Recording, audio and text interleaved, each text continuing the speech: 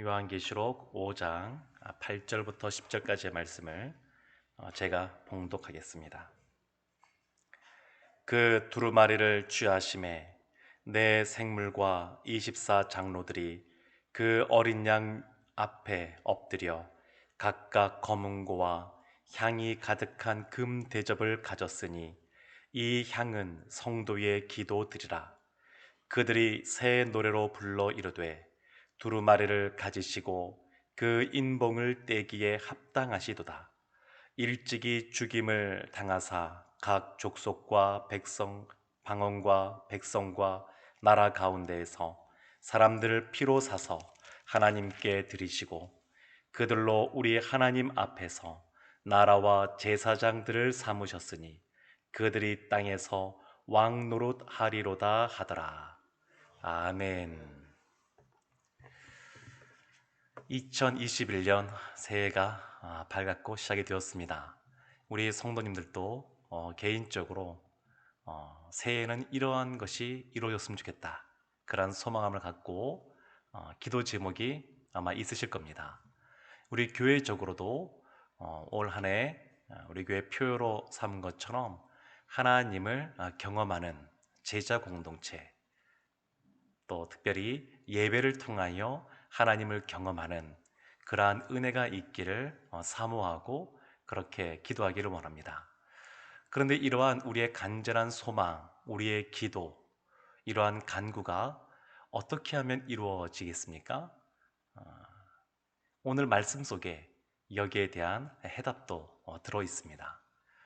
요한계시록 5장은 요한계시록 4장에서 요한이 지상에 있다가 예수 그리스도를 말미암아 천상으로 하나님 나라로 올라가서 하나님 나라에서 드려지는 예배를 보고 또 듣고, 그리고 그 예배의 일원으로서 예배를 경험하는 장면이 나오는데, 요한계시록 5장은 여기에 이어져서 또 한 번의 예배가 드려지는 장면이 등장합니다.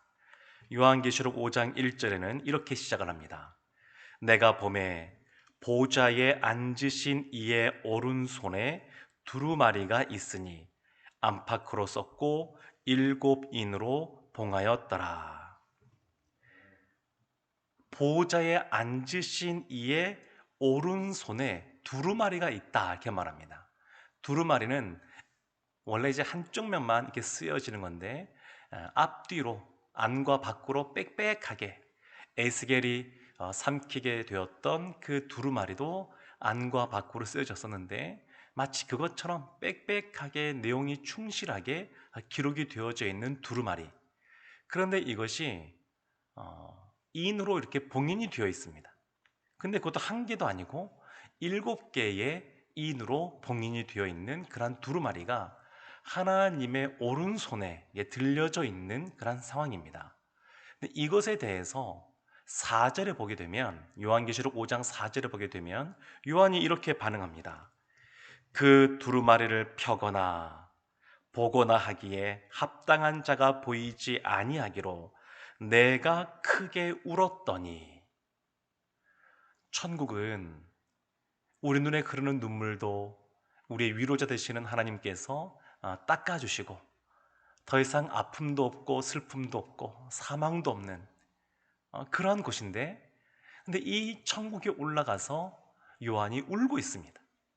그냥 눈물이 흐르는 정도가 아니라 크게 울었습니다. 크게 통곡하며 울고 있습니다. 왜 요한이 하나님 나라, 그 너무너무 좋고 아름답고 그러한 곳에서 울고 있느냐? 왜 울고 있느냐? 그것은 하나님 손에 들려있는 두루마리, 그 두루마리를 펼쳐서 그 내용을 봐야 되는데, 그것을 알지 못하니까 그 가운데 큰 슬픔이 있고 안타까움이 있고 간절함이 있어서 통곡하는 겁니다.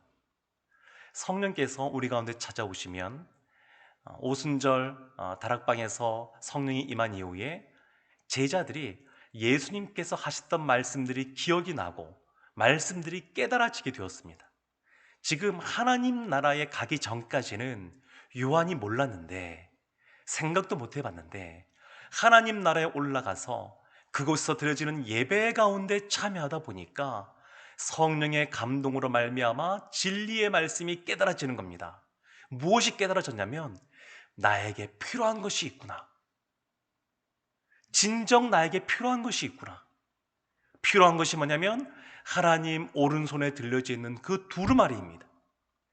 그전에는 몰랐는데 하나님 나라에 올라가서 그곳에서 드려지는 예배 가운데 참여하며 경험하다 보니까 진정 나에게 필요한 것, 성도들에게 필요한 그러한 은혜가 있구나. 그것을 깨닫게 된 겁니다. 그 두루마리에는 구체적인 내용이 나와 있진 않지만 그러나 이 요한계시록 4장 1절에도 보게 되면 이런 말씀이 있거든요. 이 일 후에 내가 보니 하늘에 열린 문이 있는데 라고 하면서 이후에 마땅히 일어날 일들을 내가 내게 보이리라. 앞으로 나타나게 될 일들을 보이리라 이렇게 말씀하고 있습니다. 그리고 뒤에 보게 되면 그 인을 하나하나 뗄 때마다 이 땅 가운데 임하게 될 심판들이 기록되어져 있고 그 심판 가운데 하나님의 자녀들, 백성들이 겪게 되는 어려움과 그 속에서 하나님이 베풀으시는 은혜와 구원의 역사가 나타나게 됩니다. 장차 있을 일들에 대하여 나타나게 됩니다. 그래서 아마도 두루마리의 내용도 장차 나타나게 될 일에 대하여 기록되지 않았을까 싶습니다. 그러니까 깨닫게 된 겁니다. 그전에는 몰랐습니다. 누구보다 예수님을 잘 알고 있고 예수님이 하신 말씀을 잘 들어서 이렇게 성경책으로도 남긴 사람이 요한인데 그 요한이 몰랐던 내용입니다. 근데 예배 가운데 충만한 하나님의 임재 가운데 주님 앞에 나가 예배드리다 보니까 내가 은혜가 필요한 존재구나. 나에게 필요한 것이 있구나. 올 한 해에 우리에게 필요한 것이 있다고 생각하고 우리가 기도하는 제목들이 있는데 그것 말고도 우리도 예배 가운데 나아가면 하나님 안에서 우리에게 진정 필요한 것, 그것을 깨닫게 되는 때가 올 것입니다. 지금 이 요한은 그걸 깨달은 겁니다. 근데 문제는 뭐냐면 그 은혜, 나에게 필요한 은혜는 알겠는데 그것을 받을 수가 없는 겁니다.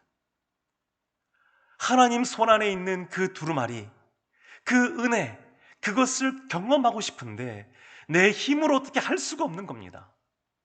그러면서 깨닫게 되는 것이 뭐냐면 나는 피조물이구나. 나는 피조물이구나. 내 힘으로 그 은혜를 취할 수가 없구나. 내 힘으로 그것을 이룰 수가 없구나. 내 힘과 능력과 나의 돕는 사람들로 말미암아 이룰 수 없는 무엇인가가 있구나. 철저하게 피조물임을 깨닫게 되는 겁니다. 하나님 나라는 그런 곳입니다. 하나님 나라는 하나님의 백성인 우리가 하나님 나라에서 마음껏 살아가는 그러한 곳이 아니라 철저하게 우리가 피조물임을 깨닫고 우리에게 필요한 것은 하나님의 은혜가 전적으로 필요함을 깨닫는 곳이 하나님 나라입니다. 그래서 우리가 예수님의 십자가의 은혜를 깊이 경험하려면 인간이 우리가 얼마나 전적으로 타락했고 부패했고 무능력한지, 우리의 힘으로는 우리의 죄의 문제를 해결할 수 없는지 깊이 깨달아 아는 사람이면 아는 사람일수록 예수님의 십자가의 은혜가 훨씬 더 크게 다가옵니다. 사도 바울이 누구보다 예수님의 은혜를 많이 경험한 사람인데 그 사람의 고백이 내가 죄인 중에 괴수라고, 깊이 깨달으면 깨달을수록 그 은혜가 풍성하게 다가오는 것처럼 하나님 나라에서는 철저하게 우리가 피조물임을 깨닫게 됩니다. 그리고 우리의 힘으로 어떻게 할 수 없으니까 이 요한이 통곡하며 나가는 겁니다. 사랑하는 성도 여러분, 예배 드리는 우리의 모습이 어떠해야 되냐면 이와 같아야 됩니다. 우리의 힘으로 무엇인가 우리가 그동안 무엇을 해왔으니까, 쌓은 업적이 있으니까 이것으로 말미암아 나는 예배드리기 합당하지, 이런 자세가 아니라 철저하게 하나님의 은혜가 아니면 안 됩니다. 내 힘으로 할 수 없습니다. 성령님께서 함께하여 주셔야 내가 주님께서 원하시는 예배, 주님이 받으시는 그 예배, 그 참 예배를 드릴 수 있습니다. 이렇게 고백하며 나가는 것이 중요합니다. 5절에 보게 되면 이렇게 말씀이 나오고 있습니다. 장로 중에 한 사람이 내게 말하되 울지 말라.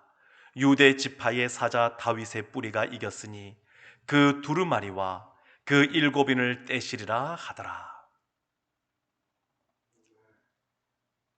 장로 중에 한 사람, 예수 하나님의 보좌 그 둘레에 있는 24장로, 그 보좌 위에 앉아 있는 24장로 중에 한 사람이 울지 말라라고 하면서 선포하는 말이 뭐냐면 유대 지파의 사자 다윗의 뿌리, 예수 그리스도이죠. 예수님이 이겼으니 그 두루마리와 그 일곱인을 떼시리라. 이 앞에 보게 되면 요한계시록 1장에서도 4장에서도 예수님의 그런 말씀이 선포되어졌습니다. 하나님의 말씀이 선포되어졌습니다. 예배 가운데 하나님의 말씀이 설교의 말씀으로 선포되어졌습니다. 그런데 지금은 예수님의 말씀을 전하시는 것이 아니라 장로 중에 한 사람, 예수님을, 하나님을 예배하는 그러한 예배자 중에 한 사람이 말씀을 선포하고 있는 겁니다. 그 선포의 내용은 예수님께서 요한계시록 2장과 3장에서 7교회를 향하여 말씀하신 내용과 동일한데 예수 그리스도가 어떤 분이신지 드러나게 하고, 그리고 예수께서 행하시는 일들을 나타냅니다.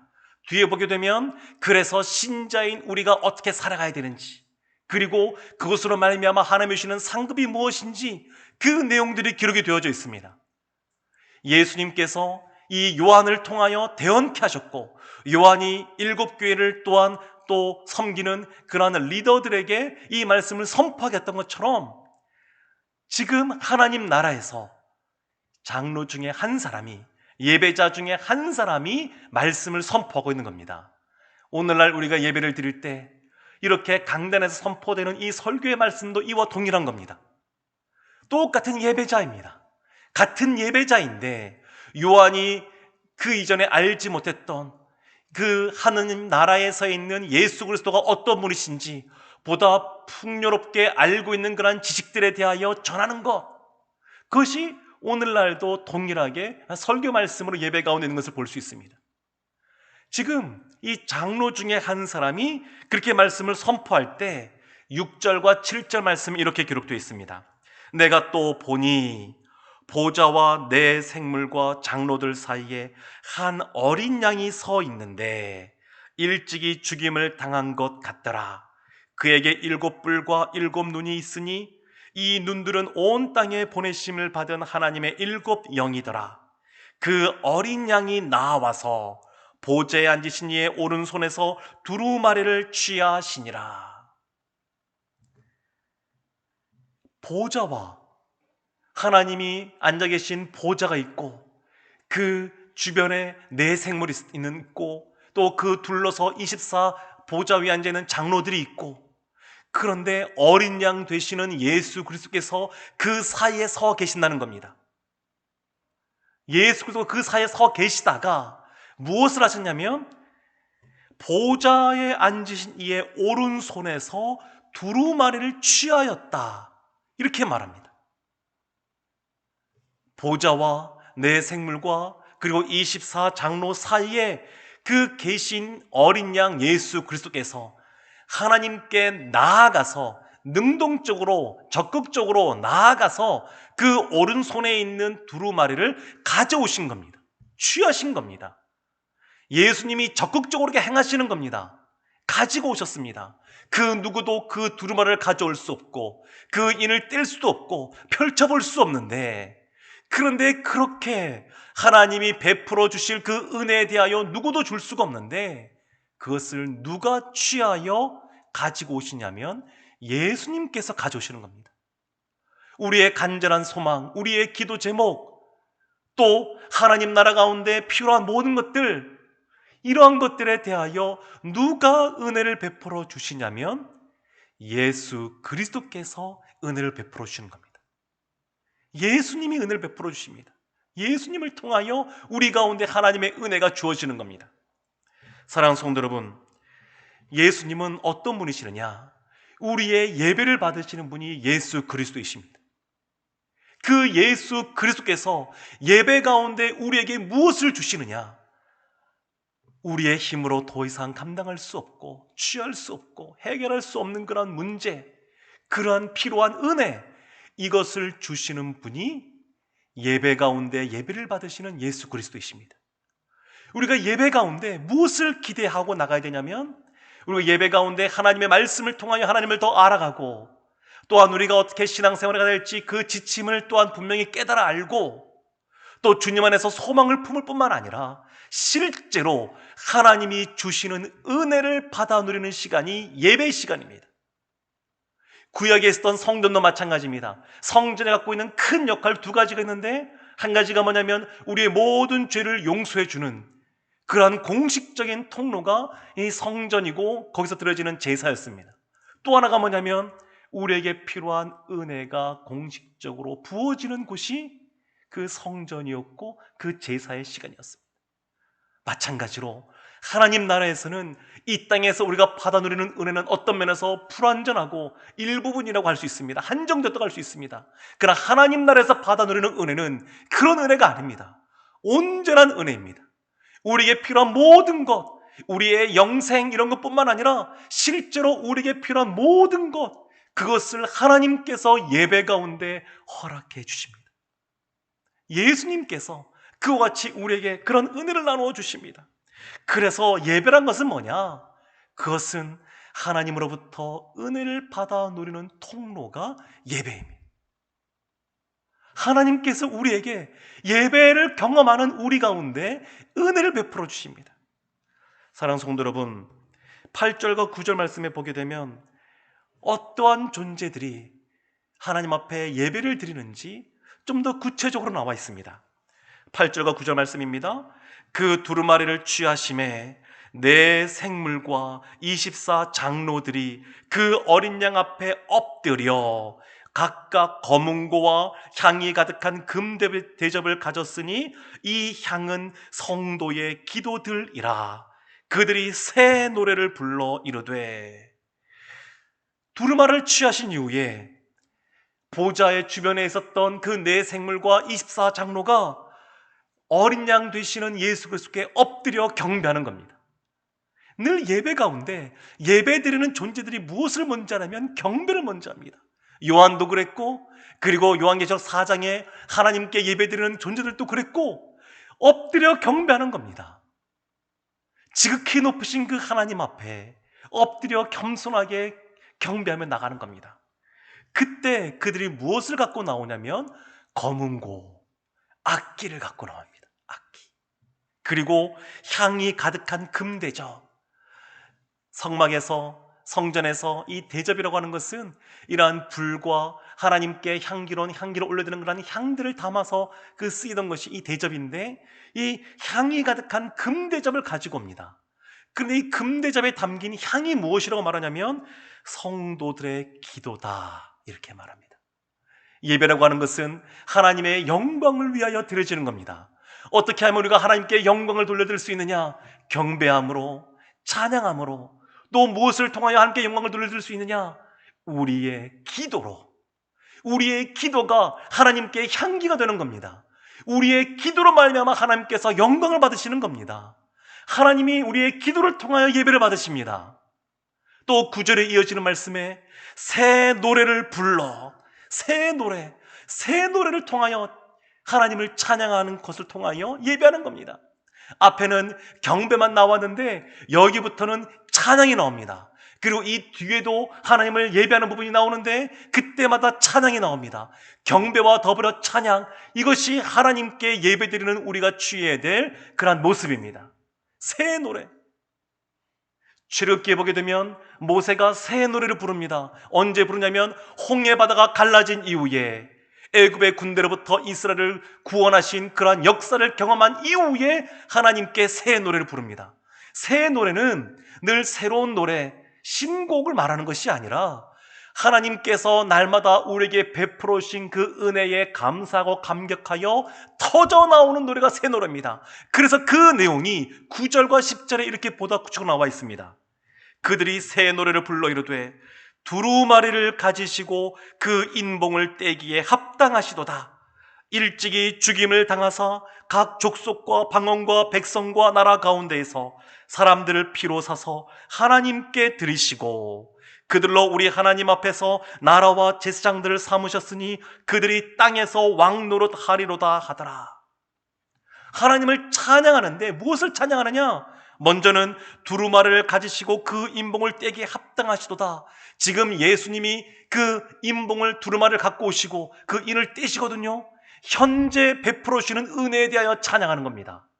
하나님을 찬양할 때 현재 하나님이 우리에게 베풀어 주시는 그 은혜, 거기에 감격하여 찬양하는 겁니다. 두 번째는 뭐냐면 9절 하반절에 일찍이 죽임을 당하사, 일찍이 죽임을 당하사 십자가를 지시고 그로 말미암아 우리를 구원하신 그 예수님, 과거에 우리에게 베풀어 주신 그 은혜를 찬양하는 겁니다. 현재의 은혜뿐만 아니라 과거에 우리에게 베풀어 주신 그 은혜를 기억하고 찬양하는 겁니다. 10절에 보게 되면 끝부분에 그들이 땅에서 왕노릇 하려도다. 미래에 베풀어 주실 그 은혜, 그것을 찬양하는 겁니다. 과거에 우리에게 베푸셨고 현재 우리에게 베풀어 주신 것, 그리고 미래에 앞으로 우리에게 베풀어 주실 그 은혜를 찬양하는 겁니다. 이것이 우리의 찬양의 모습이 되어야 됩니다. 오늘날 우리가 예배를 드릴 때 하나님 앞에 찬양하며 나갑니다. 찬양은 여러 가지일 수 있습니다. 글로써 하는 그러한 시 같은 것도 찬양이 될 수 있고 시편처럼, 또한 우리의 손을 들고 손뼉을 치고 춤을 추면서 하는 그러한 행동으로서 찬양할 수도 있고, 또 어떻게 무엇보다 찬양하는 거냐면, 무엇보다 어떻게 찬양하냐면 음악을 통하여, 곡조이는 기도로 가는 음악을 통하여 주님을 찬양합니다. 그것이 우리 예배 가운데 아주 풍성히 나타나는 모습입니다. 골로새서 3장 16절에 이렇게 말씀을 기록하고 있습니다. 그리스도의 말씀이 너희 속에 풍성히 거하여 모든 지혜로 피차 가르치며 권면하고 시와 찬송과 신령한 노래를 부르며 감사하는 마음으로 하나님을 찬양하고, 사도 바울이 찬양하라고 명령하고 있습니다. 찬양할 때 제일 중요한 것은 뭐냐면 말씀입니다. 그리스도의 말씀이 너희 속에 풍성히 거하여. 그리고 이 요한계시록 이 5장에 기록되는 말씀을 보게 되면 찬양의 곡조들은 실릴 수도 없고 나오지도 않습니다. 중요한 것은 뭐냐면 그 가사의 내용입니다. 가사의 내용. 그 가사가 하나님을 향하게 하고 또 하나님께 집중하게 하는 그러한 가사들, 그 말씀이 부요한 가운데 시와 찬송과 신령한 노래를 부르는 겁니다. 내가 공을 세우나 은혜 갚지 못하네.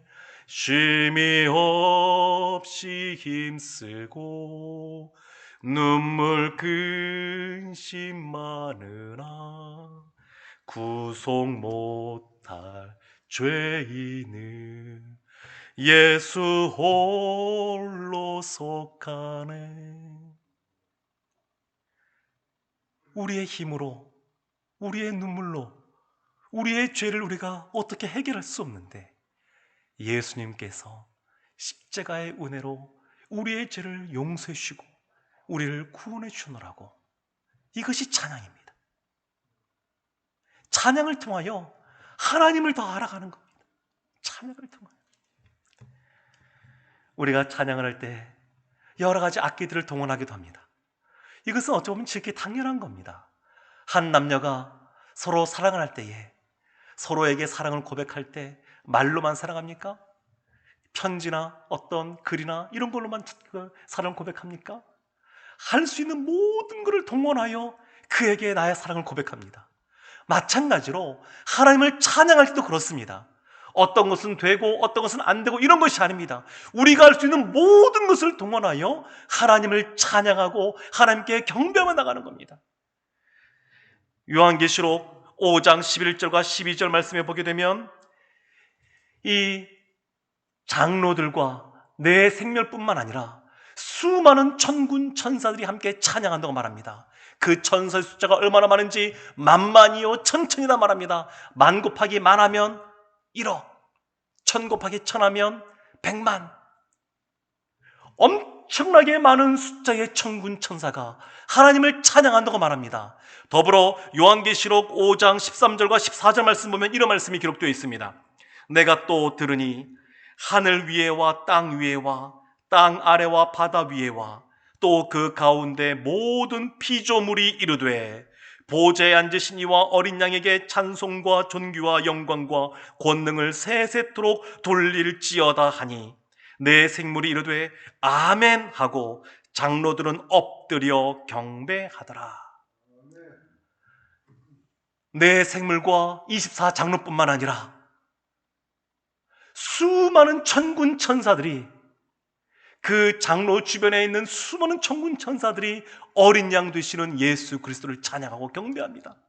또 누가 또 찬양하냐면 13절에 나와 있는 것처럼 모든 피조물들이 예수 그리스도를 찬양하는 겁니다. 모든 피조물들이. 사랑하는 성도 여러분, 우리가 예배장에서 주 앞에 나아갈 때 성령에 감동되어 겸손하게 주님을 경배하고, 또한 우리가 갖고 있는 주님께 받은 은혜들에 대하여 우리가 주님을 찬양하고, 또한 그렇게 나아갈 때 하나님께서 우리에게 말씀을 통하여 하나님을 더 알게 하시고, 무엇보다 우리에게 필요한 것들을 허락해 주시는 그러한 은혜를 베풀어 주시는 줄로 믿습니다. 그래서 예수 그리스도가 중보자 되시는 겁니다. 우리의 힘으로 어찌할 수 없는 없고 우리의 힘으로 취할 수 없는 것들에 대하여 예수님께서 하나님께 받아 그것을 취하여 가지고 와서 우리에게 주시기에 예수님이 우리의 완전한 중보자가 되십니다. 유일한 중보자가 되십니다. 사랑하는 성도 여러분, 우리의 기도를 통하여 하나님이 아름다운 향기를 받으시는 것처럼 우리가 늘 주 앞에 나갈 때마다 기도함으로, 찬양함으로, 경배함으로 하나님께서 온전한 예배를 받으시는, 그래야 하나님이 영광을 받으시는 그러한 은혜가 늘 흘러넘치기를 주님의 이름으로 축원합니다. 우리 시간 말씀을 기억하면서 함께 기도하기 원합니다. 주님께서는 우리의 찬양과 경배를 받으시기에 합당하신 분이십니다. 과거에도 우리에게 은혜를 베풀어 주셨고 지금도 은혜를 베풀어 주고 계시며 앞으로도 은혜를 베풀어 주실 것입니다. 그 주님께서 우리 갖고 있는 어떠한 문제든 어떠한 간구의 기도의 제목이든 주님께서 우리가 기대한 것보다 더 놀라운 은혜를 올해에, 그리고 지금 이 시간 허락해 주실 줄로 믿습니다. 그 주님 앞에 우리가 겸손하게 주님을 찬양한다고 고백하고 그 은혜에 대하여 감사한다고 우리가 고백했으면 좋겠고, 더불어 우리의 간절한 기도의 제목들에 대하여 아뢰기를 원합니다. 우리 시간 간절한 마음으로 주님 앞에 말씀을 기억하면서 주님을 찬양한다고 경배한다고 주님께 기도하며 나가겠습니다.